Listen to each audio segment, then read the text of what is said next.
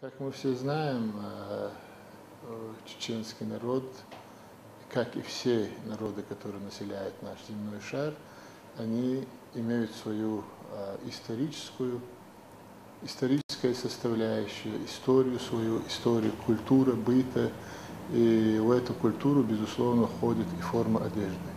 Поэтому исторически сложилось так, что у чеченцев была своя историческая национальная форма одежды, как и всех и других национальностей, как было ранее сказано, например.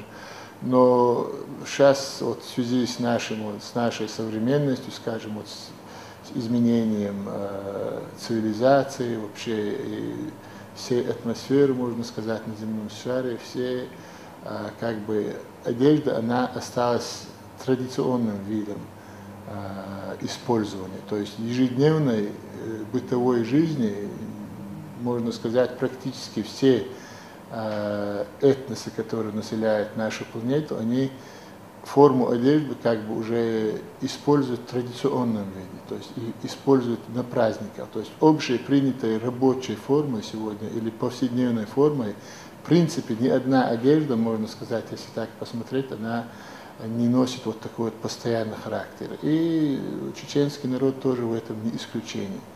И всегда, конечно, было очень некультурно, даже если посмотреть другие национальности, чтобы одежда, она как бы меняла свою родовую принадлежность. То есть, чтобы женщина одевала мужскую одежду, или наоборот, или чтобы мужчина одевал женскую одежду. Это в любом обществе это всегда носило какой-то необыкновенный характер. Поэтому особенно вот в чеченском менталитете это считается очень порицательным деянием, потому что мужчина, он всегда символ как бы ответственности, символ, он добытчик, он человек, который отвечает за семью, за женщин, за детей, за имущество, за хозяйство. И, соответственно, то есть он воин, и поэтому, соответственно, одежда, она тоже соответствовала вот этому мужскому атрибуту.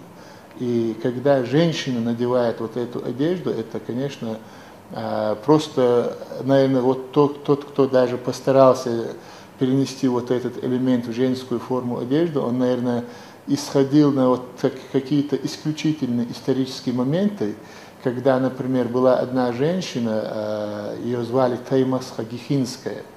Вот в своем гневе, когда она хотела отомстить за убитого отца, за брата, то есть никто, даже окружающие его всадники, которые ее окружали и приняли на себя какой-то определенный бой, они даже не имели понятия, что вот ихним, скажем, вот этим руководителем этого выступления или микровосстания, скажем, что предводителем была женщина. Они даже об этом не знали.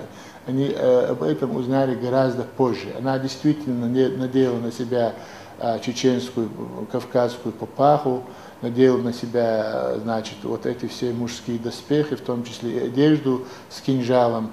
И вот она, вот, значит, в порыве отомстить, потому что у них, наверное, в роду не осталось мужчины, который мог бы взять на себя ответственность вот этой мести, и она мстила.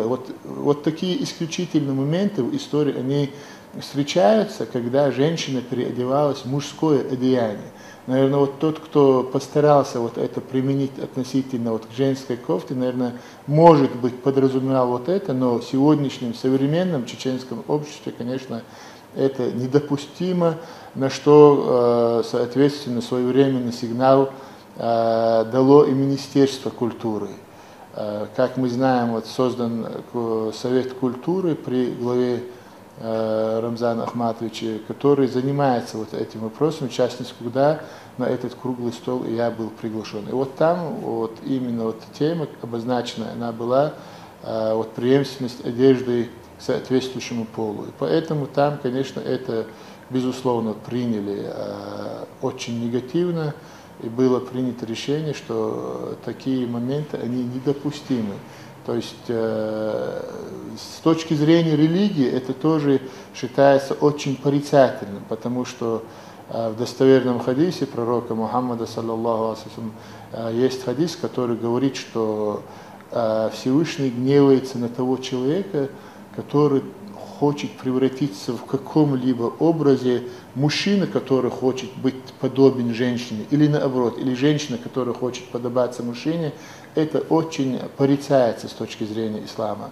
Поэтому, как мы знаем, чеченцы, они в основном стопроцентные мусульмане, и притом еще национальные традиции, адаты, и сам чеченский менталитет, и с точки зрения ислама, вот именно вот такое деяние дальше к этому относится очень с отрицательной точки зрения. Поэтому вот и на совете был поднят вот этот вопрос, где сделали, можно сказать, экспертное заключение, что вот такие вот действия, они недопустимы в чеченском обществе. И был вынесен такой устный вердикт на этом заседании, после чего, конечно, над этим будут работать компетентные, ответственные, я думаю, люди, которые этим занимаются непосредственно вопросами культуры с точки зрения духовной нравственности.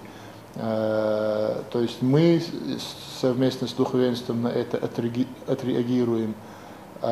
И, соответственно, Министерство культуры и вот этот совет, который создан при главе. Я думаю, там было, значит, однозначно, и все были едины в мнении того, что надо запретить пошив вот таких вот одежд, которые, чтобы женщина надевала кофты или там рубашки, которые носят определенные атрибуты, которые были присущи только чеченскому мужчине. Поэтому вот такое вот решение было и вынесено на этом заседании.